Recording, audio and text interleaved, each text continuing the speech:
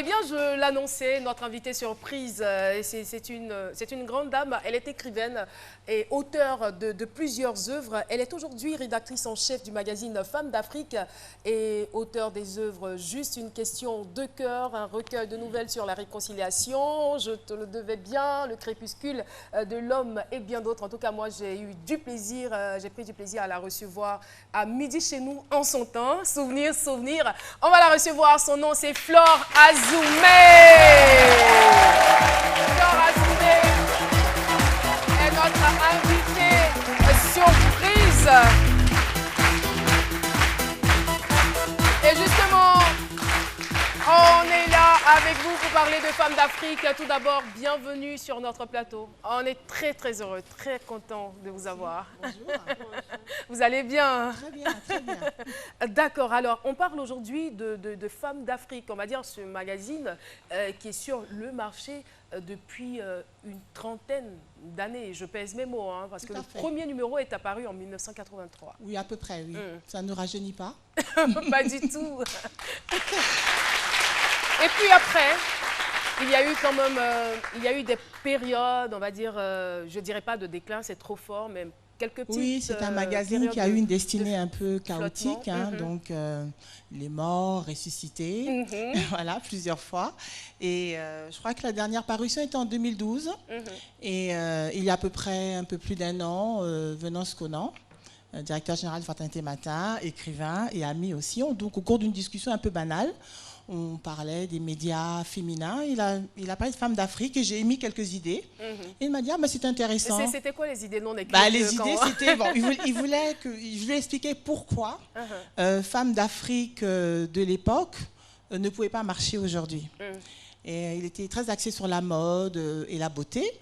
Et moi, je lui ai dit aujourd'hui, une femme de 25 ans, de 35 ans, de 40 ans, ou de plus de mon âge, même si on veut être belle, élégante, on ne passe pas la journée devant notre miroir. Ça, c'est clair. Voilà, la femme d'aujourd'hui, elle est multiple, elle travaille, elle a des enfants, elle vit en couple, elle s'occupe de sa santé, de son alimentation. J'ai dit, il faut que ce magazine reflète la femme africaine, active, moderne d'aujourd'hui.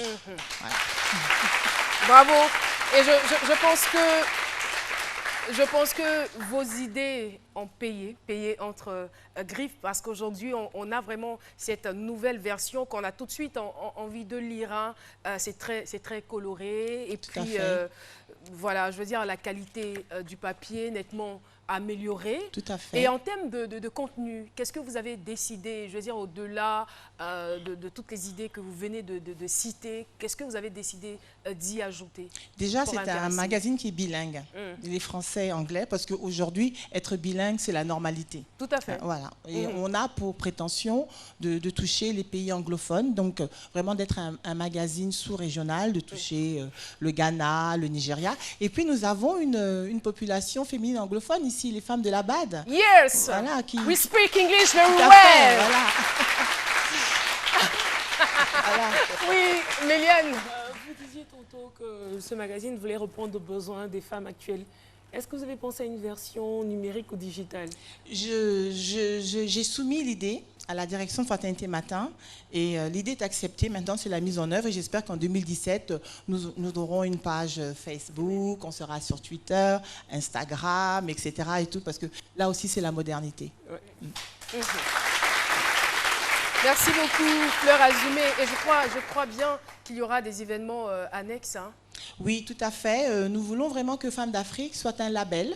Et donc, nous allons organiser en avril le premier salon Femmes d'Afrique, qui sera le reflet du magazine, mais aussi qui va parler de la femme de demain. Le thème sera « Femmes, avenir de l'Afrique ». Donc nous allons réfléchir donc, à l'Afrique de demain et quel rôle jouera la femme dans cette Afrique de demain.